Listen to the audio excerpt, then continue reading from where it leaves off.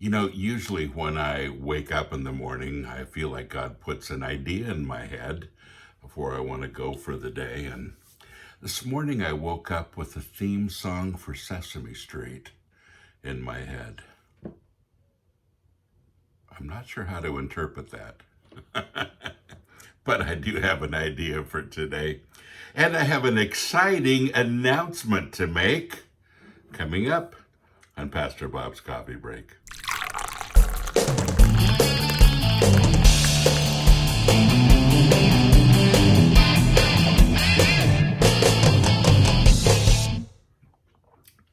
I like my coffee on the dark side.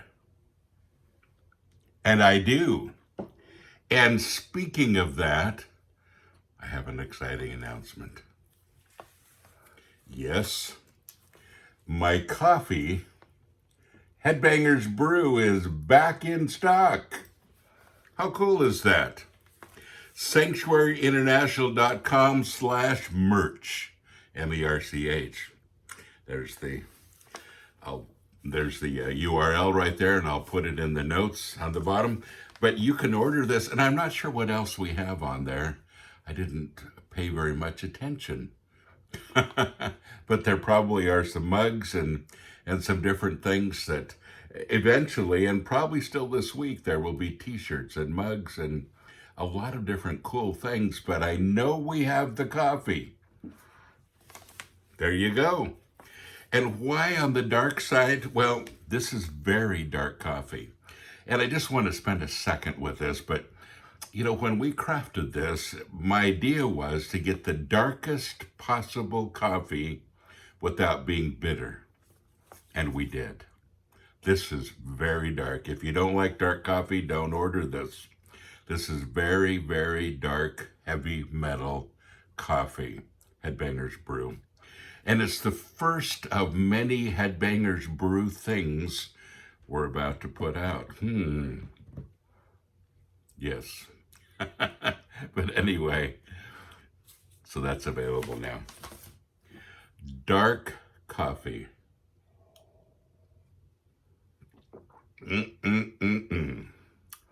Well, I want to talk about the last few days just a little bit. My father passed away over the weekend, and we are preparing right now for his homecoming celebration, and it will be a celebration. I'm mourning his loss, but I am even more excited that he's with the Lord right now. It just makes me happy, and realizing that his weak, frail body that he had just a few days ago is not, confining him any longer, and he's leaping and dancing and praising the Lord. And that vision in itself just makes me excited. Anyway, but we miss him, obviously. I've gotten over 1,000 personal notes from people of compassion. And can I tell you how much I appreciate that? I'm still reading through the comments, and I love the fact that so many of you have written and offered your condolences, and that just means the world to me. A lot of them said, I wish I would have had your family, especially after my last podcast that I did with my mom. And if you haven't seen it, please do watch it. Her and I spent just basically the next day after my father's death, we sat down and talked about it. And we wanted to talk about him and to talk about his legacy and how it's affected us and how we're dealing with his death. You don't want to miss that. But how do you raise a family of integrity? Because, people say, I wish I would have had your family. And I'm so thankful that I have my family. But you can become that person. That's the good news today. Because you see, it isn't just about what's past. It's about what's in the future. And at some point along the line in my family, people decided to follow the Lord. As for me and my house, we will serve the Lord. They decided that. on both sides of the family. And both sides of the family are filled with missionaries and pastors and people of integrity and people who are following the Lord. My mom's side and my dad's side. And very exciting. But how do you raise a family of integrity?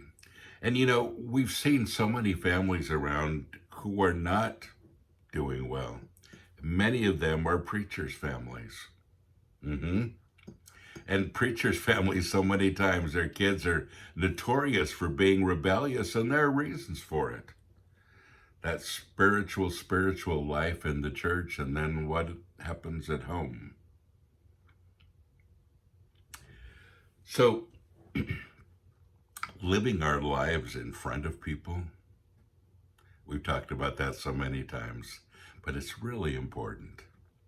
Proverbs 11:3, the first part of the verse, I'm lifting this completely out of the rest of the verses, even the rest of this verse, but it stands on its own. It says, the integrity of the upright shall guide them.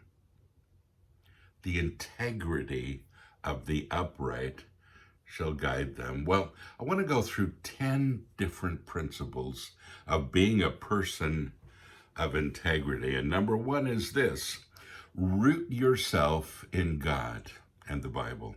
Root yourself there. And we really have to ask this question: what God do we choose? What life do we live?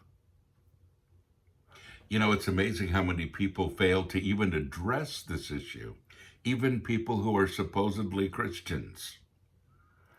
That's why so many supposed Christian families, well, kids kind of go a different direction. Why? Well, because they didn't choose this integrity for the whole life. And when you don't choose this issue, when you don't root yourself in God, when you don't root yourself in His Word, it makes a difference. Number two, be positive and hope-filled. You have an opportunity in every single situation to be optimistic. It's your choice. By the way, a little spoiler alert, we're going to begin a whole month of this tomorrow. A new message and a new poster, and tomorrow's the day. But you have that opportunity. It is your choice to be hope-filled, hopeful.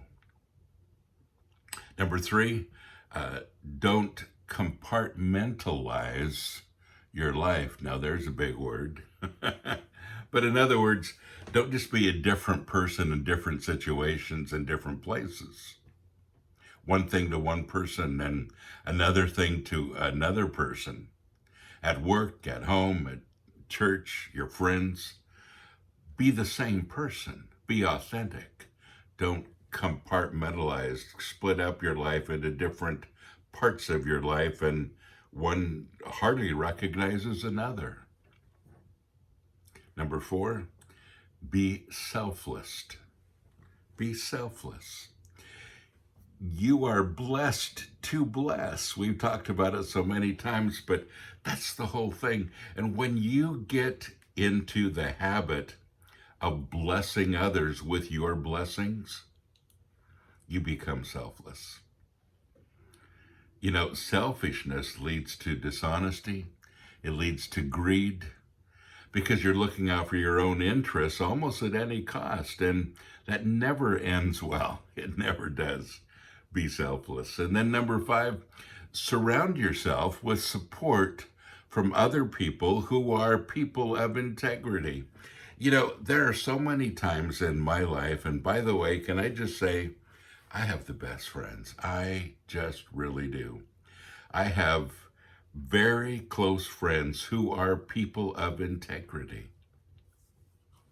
And I count on them. I count on them when I need them. And, a great example is the example of Moses. And I'm not going to go through the story. We don't have the time for it. If you want to read it, please do, in Exodus 17. But Moses needs to hold his hands up, and I won't go through all the reasons for that, but he needs to keep his hands up and not let them down. Of course, your hands get tired. Have you ever tried to do that? Sometimes in worship we do that, and we're praising the Lord, and we go, I can't hold my hands up any longer. But we're limited. And so Moses is going through the same thing in verse 12 in Exodus 17. Moses' arms soon became so tired that he could no longer hold them up. So Aaron and Hur found a stone for him to sit on, and they stood on each side of Moses, holding up his hands, so his hands held steady until sunset.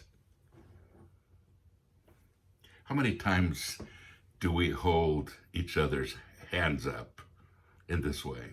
How many times do we have those people around us to help us hold our hands up? We all need friends to do that with us, to help us to keep strong. And you need friends around you who can hold up your hands. Number 6, you need friends to help you make progress. And man, this is important, because you see, all the best intentions don't necessarily get you to where you're going. I need the people around me to encourage me in my progress. Those times when my mind wanders and I get on something else, and they can say, I thought you were doing this. Oh yeah, that's right.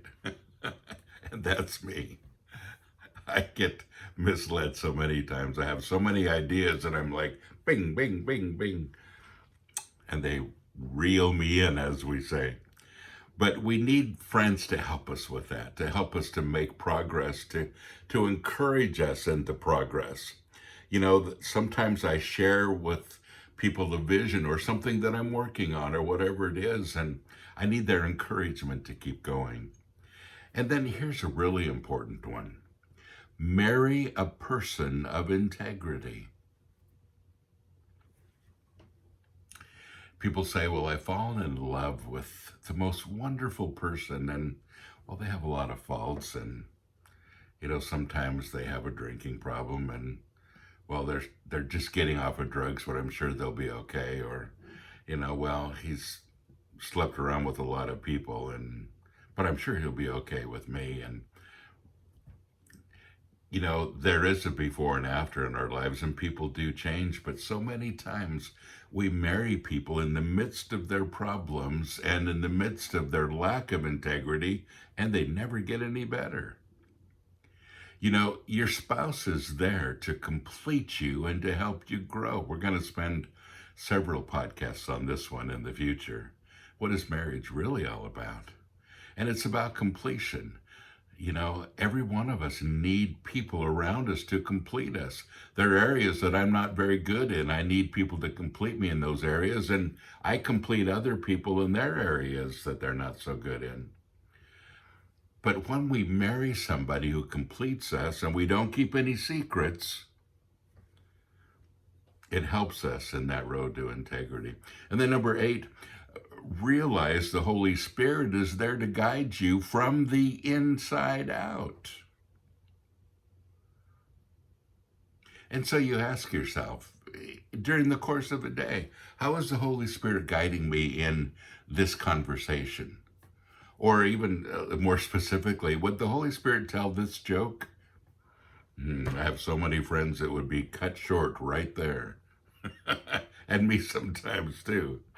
Would God be honored with my choices on the internet, in movies, in whatever it might be? Does the Holy Spirit really guide me to being a man of integrity? Yes. And am I accepting his guidance? Well, that's another story. Number 9, teach your children well. And here's one of the biggest principles, and we'll talk more about this whole area too in the future. We have so many things to cover in the future, don't we? But to teach is to learn. Very important. Very true. Every lesson that we bring to our children, to our friends, to whoever it might be, is usually something we need to hear ourselves. As a pastor, I do this all the time. I realize that even when I'm sitting here with you, I'm going, I really need to improve in this area too. And I know that. And these 10 things, how do I know these 10 things? Because I know me. And I know my needs as well. And to teach us to learn, when you approach something as I know everything, you're in trouble. When you approach it as I'm on a journey, I've been on it longer than you have, so let's journey together and I'll learn with you, that's huge. You know, remembering my father, that's one thing that he always did with me, learned with me. He was always excited to hear something that I had learned and always ready to adopt it. And then I would take something to him many times and say, you know, I've just discovered this. And he'd say, that's great. Now, can I add to this discovery a little bit? Let's do it together. Huge. And then the last one, number 10, have a principle of the month. This is my own idea, but I like this. And it's what I've tried to do in this podcast. 1 month devoted to a concept. And you know that this last month we've done this one. Dream big. God is always dreaming bigger. And again, you can get that poster if you need to. And we're going to have a new one tomorrow. But this is the one from the last month. But 1 month devoted to a concept. And by the way, I'd love to hear how you've done with dreaming big and with actualizing God's dreams that he's given you and the passions that he's put on your heart. I'd love to hear about your stories. So write them below if you'd like to. I'd love to hear about them. But devote yourself to a concept, whatever it might be. And I'd love to help you with that and give them to you and give you the poster. And then look for ways to live it at home and your job and at church. Live it out. Use it and look for specific things that you can do to be that person, that concept that the Bible talks about. You know, the whole thing is living your life in front of people, folks, and that's what integrity really is all about. And who you are is that life that you live. Well, tomorrow we start a whole new principle of the month. Don't forget, we have coffee. Headbangers Brew. And tomorrow we start a whole new chapter. You are blessed. Go and be a blessing.